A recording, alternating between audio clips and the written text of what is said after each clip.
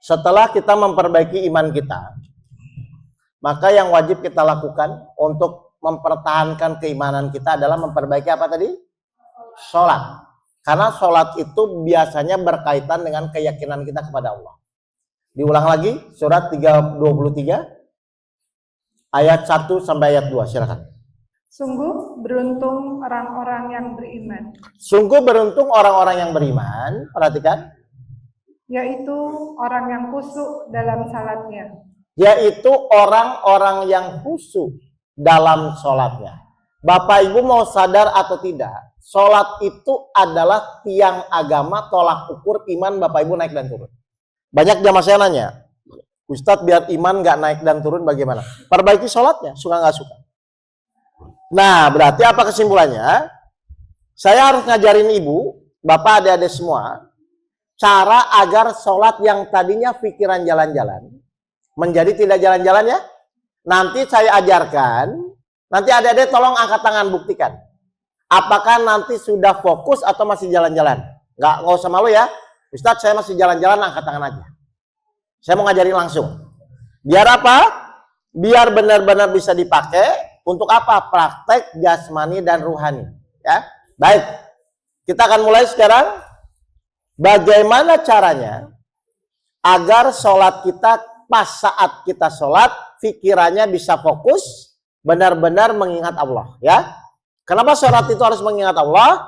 Karena memang itu perintah. Sehingga apa? Bapak Ibu yang tadinya pusing bingung dengan sholat, balik lagi ke Allah. Pusing bingung dengan sholat, balik lagi kepada Allah. Jadi kualitas nilai kekhusyuan sholat itu lebih tinggi dari ibadah apapun. 29 Al-Ankabut ayat 45. Silakan.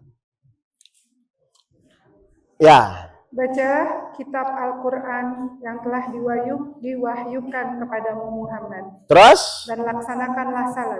Terus? Sesungguhnya salat itu mencegah dari perbuatan keji dan mungkar. Perhatikan ya, efek dari sholat yang benar adalah akhlak kita semakin baik. Mencegah perbuatan keji dan mungkar.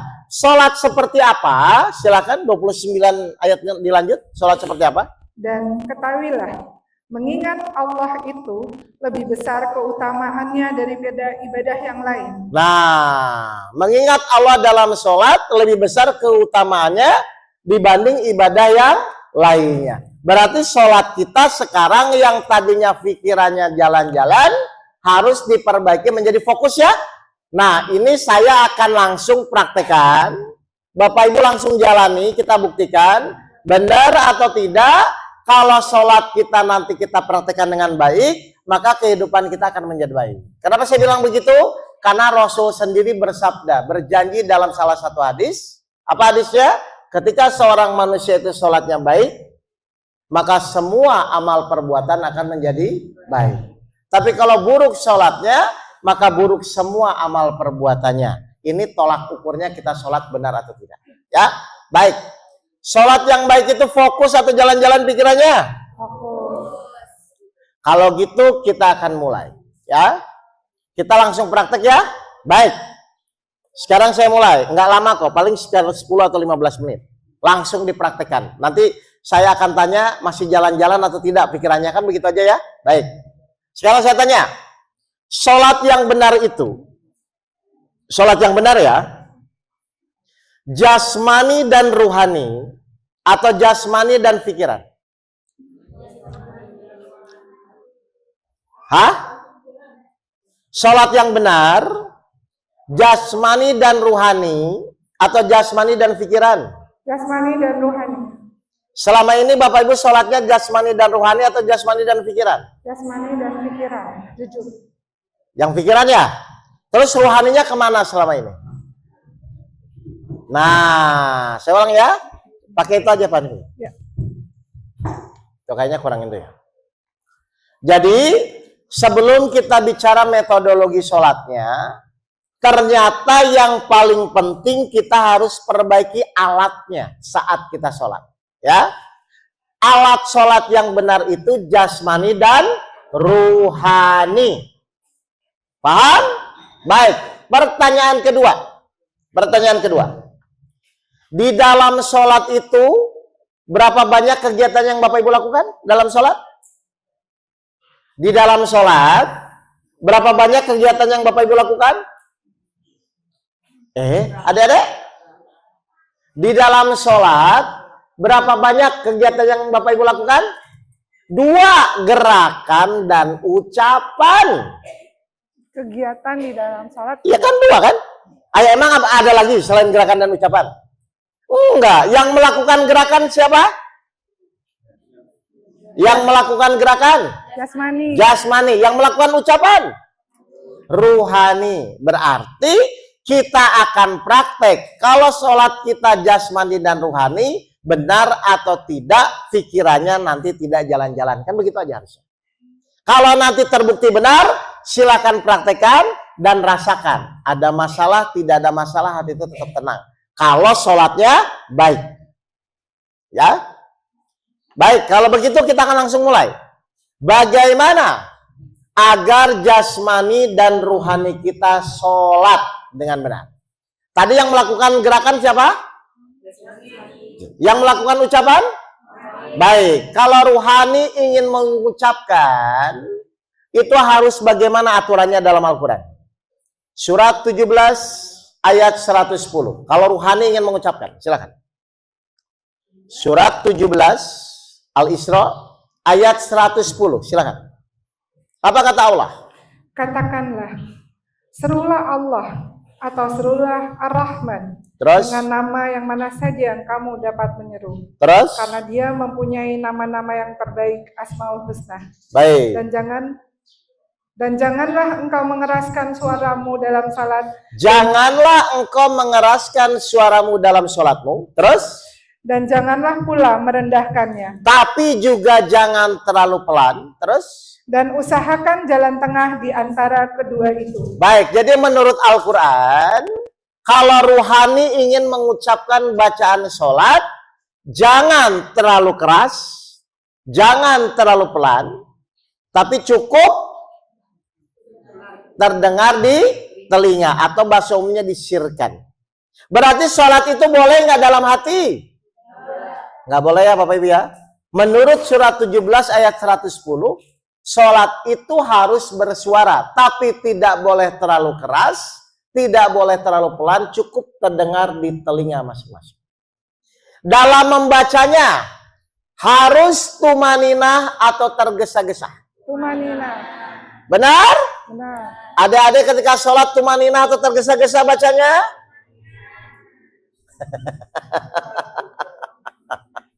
17 ayat 106, silakan. Kita praktekkan di dalam Al-Quran, lalu kita buktikan. Benar kan? Nanti fokusnya jalan-jalan lagi ya. Coba. Dan Al-Quran kami turunkan berangsur-angsur, agar engkau Muhammad membacakannya kepada manusia perlahan-lahan. Baik, tergesa-gesa atau tumanina? Tumanina. Baik, sekarang kita akan praktekkan. Ya. Ini saya mau sholat nih. Nanti Bapak Ibu coba praktekkan ya. Tadi sholat itu terdiri dari jasmani dan ruhani. Yang melakukan ucapan nanti siapa? Ruh. Ruhani kita ya. Anggaplah di sini ruh kita ya. Nggak usah dicari, di sini aja ya. Kalau ruh kita ingin mengucapkan bacaan, dia nyuruh siapa? Adik-adik, ibu-ibu diam. Kalau ruh kita ingin melakukan ucapan, menyampaikan bacaan, kan ruh itu tugasnya menyampaikan ucapan kan? Dia nyuruh siapa? Kalau ruh ingin mengucapkan, menyampaikan bacaan sholat, dia nyuruh siapa? Mulut. Ya, mulut ya. Jadi ruh menyampaikan lewat mulut. Taunya mulut sudah mengucapkan bagaimana? Terdengar di... Berarti tugas telinga mendengarkan apa? Ucapan dari siapa? Ruh. Tenang, Ustaz Tegar.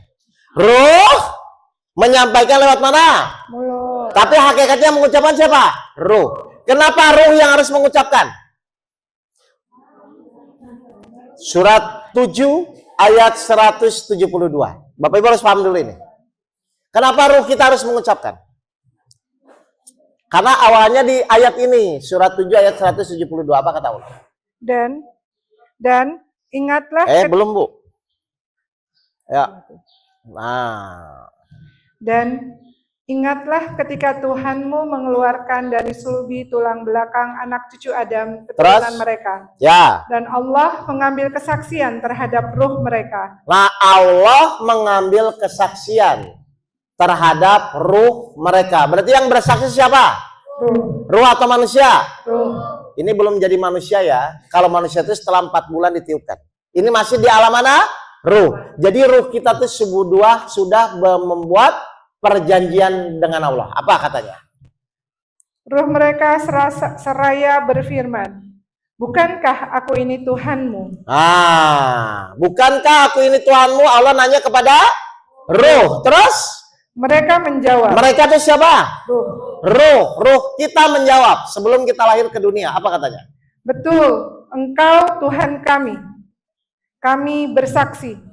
Kami lakukan yang demikian itu, agar di hari kiamat kamu tidak mengatakan, sesungguhnya ketika itu kami lengah terhadap ini. Baik, jadi nanti yang akan bertanggung jawab pas kita mati siapa? Ruh. Manusia atau ruh? Ruh. Makanya nanti ketika Bapak Ibu sholat di dunia, tolong menggunakan jasmani dan ruhani. Berarti kalau selama ini pakai jasmani dan pikiran, ruhnya sholatnya. Paham ya Bapak Ibu ya? Nah tadi gimana caranya ruhnya sholat? Gimana cara ruhnya sholat tadi? Menyuruh mulut. Telinganya fokus mendengarkan. Ucapan yang dikeluarkan dari mana? Mulut.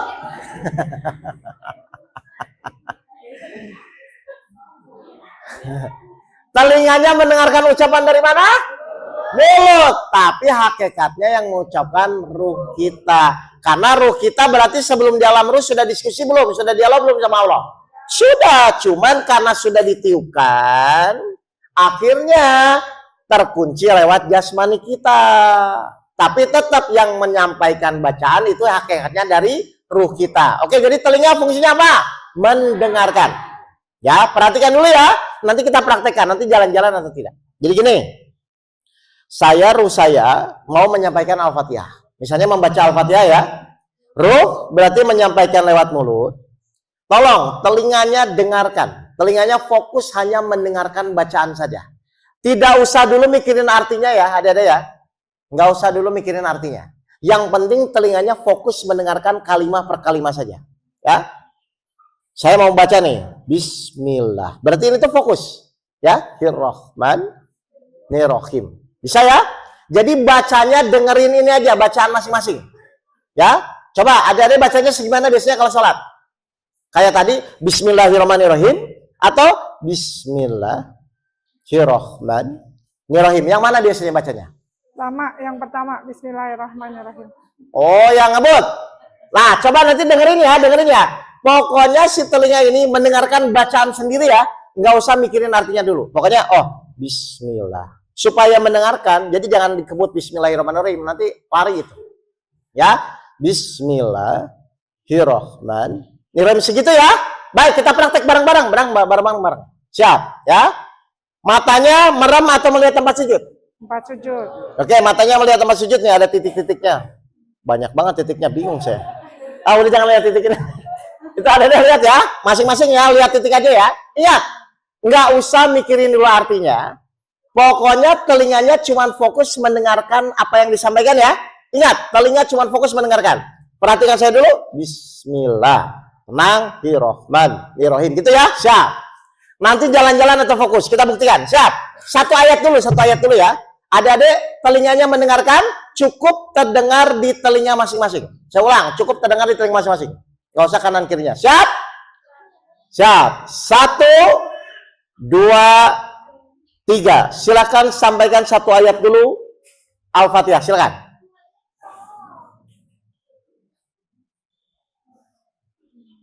Jalan-jalan nggak? Halo? Enggak. Jalan-jalan nggak? Adik-adik? Praktek sekali lagi. Padahal. Ayo praktek. Satu ayat dulu. Jangan semua, satu ayat dulu ya. Lihat, dengerin, tapi relax ya, biar ruhnya. Jadi telinga ini fungsinya mendengarkan ruh kita. Saya ulang, telinga ini fungsinya mendengarkan ruh kita, Pak. Berarti dengerin. Bismillahirrahmanirrahim. Satu ayat dulu. Siap ya? Oke, kita ulang lagi ya. Tenang, relax, telinganya fokus. 1, 2, 3, silakan. Jalan-jalan nggak? Tuh, nggak kan? Ayo, jalan-jalan nggak? Nggak kan? Ayo, saya buktikan. Kenapa enggak? Kan saya udah praktekkan bertahun-tahun. Kenapa? Apa? Loh kok telinga dibayangin? Nggak. Lihat teh. Nggak. Tugas telinga apa? Ngebayangin atau mendengarkan? Nggak apa-apa, pelan-pelan. Ini baru memang. Kayaknya nih. Oke. Nggak, tadi tugasnya dengerin dulu ya, kalimat per kalimat. Nggak, ini memang baru pertama kali mungkin. Lihat ya, dengerin aja. Ini, bismillah. Dengerin aja ya. Baik, yang kedua coba. Alhamdulillah, hirabbil alamin. Gitu ya, siap. Dengerin telinganya. Siap ya, masing-masing. Nggak usah tegang, relax saja. Siap ya. 1, 2, 3. Silakan, relax saja, silakan.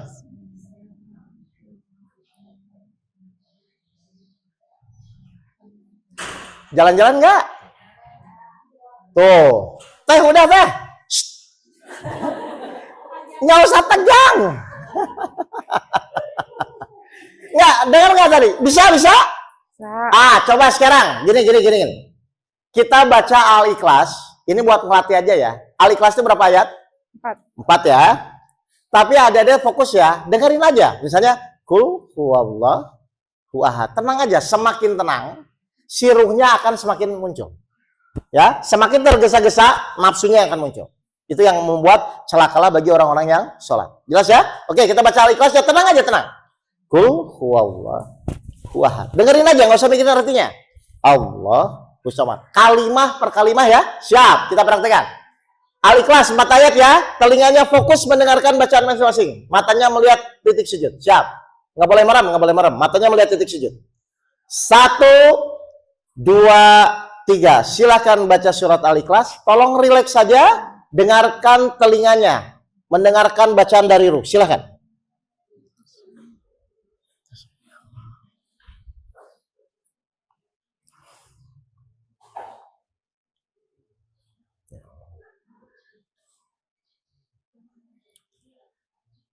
Ayo, jalan-jalan nggak?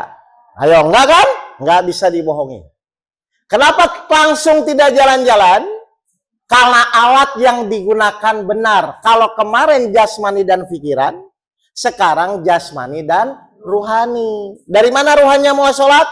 Telinga fokus mendengarkan bacaan dari mulut, perantara dari ruh yang menyampaikan ucapan. Oke, sekali lagi saya minta praktek. Semakin tenang, semakin tumaninah akan semakin terasa ruhnya ya. Baik, kita lihat ya. Kita baca Al-Fatihah. Sekarang baru 7 ayat, sekarang baru. Tadi tuh maksudnya sepotong-sepotong dulu biar ngerti dulu ya caranya ya. Tenang, dalam jeda ayatnya rileks saja. Bismillahirrahmanirrahim. Tenang. Baca lagi, dengerin. Alhamdulillah. Itu namanya tumaninah tuh di tengah, pas di antara 2 ayat itu ya. Siap ya? Tenang ya. Oke, kita mulai. Aba-aba ketiga. Baca Al-Fatihah sampai selesai, nanti kita rasakan. Kalau ruhnya sholat, nanti akan ada perasaan berbeda soalnya. Saya mau buktikan ini. Siap ya? 1, 2, 3. Silakan sampaikan dengan tenang. Al-Fatihah. Silakan.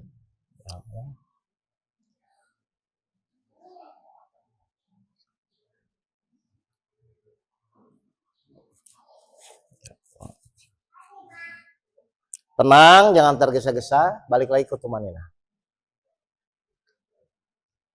Tenang.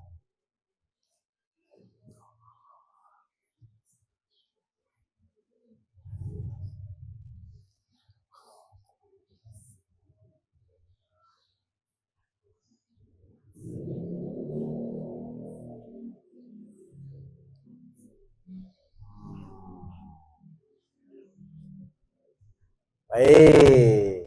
Paham maksudnya?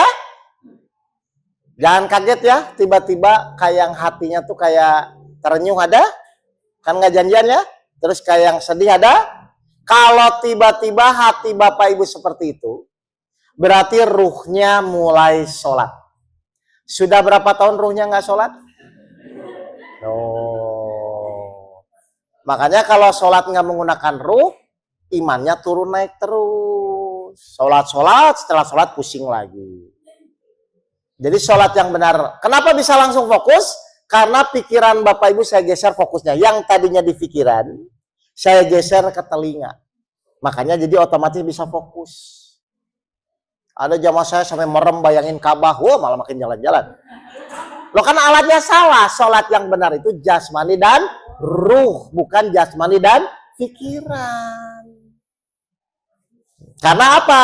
Karena yang kenal Allah itu ternyata ruh kita. Sebelum ruh kita ditiupkan Allah waktu di dunia itu, ruh kita sudah membuat perjanjian bersama Allah. Itu yang di surat tadi, surat 7 ayat 172 kan? Wahai ruh, siapa Tuhanmu? Dia kan dialog sama Allah. Jadi pakailah alat yang sudah kenal Allah. Bisa?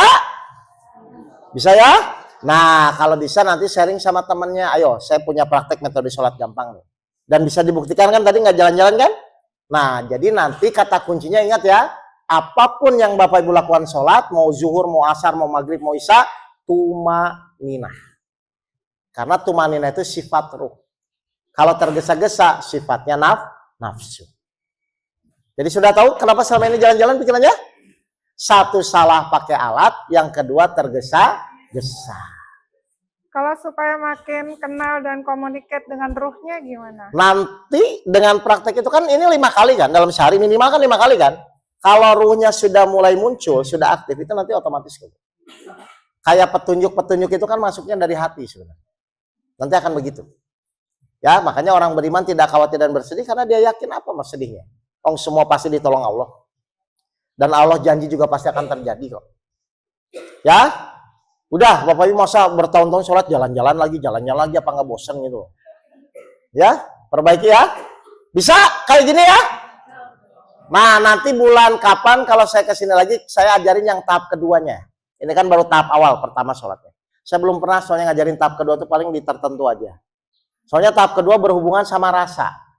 Karena kita tuh sholat harus pada titik minimal merasa diawasi oleh Allah. Jadi pas kita mengucapkan bergerak tuh Allah tuh harusnya mengawasi kita.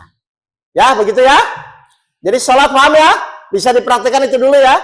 Silahkan kalau rakaatnya tetap, sholatnya tetap. Yang penting itu sekarang diganti alatnya. Yang tadinya di pikiran dirubah ke telinga supaya ruh kita sholat. Paham? Iman sudah, sholat sudah, berarti sabar.